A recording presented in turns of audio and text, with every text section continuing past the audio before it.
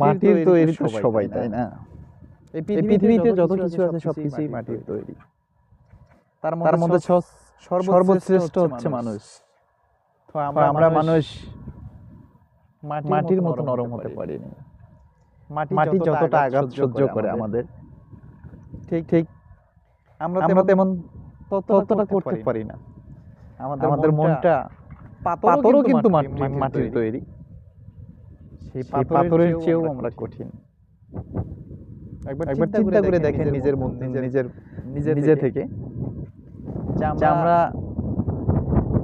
এই নিজের স্বার্থের জন্য মানুষের সাথে কত কিছু করতেছি। খুন, রাহাজানি, ছিনতাই, দর্শন সবকিছুতে আমরা লিপ্ত। কেন? মাটির তো তৈরি আমরা। তাহলে কেন আমরা এরকম হলাম? মাটি না হয়ে, মাটির মতো নরম না হয়ে কেন কঠিন হলাম?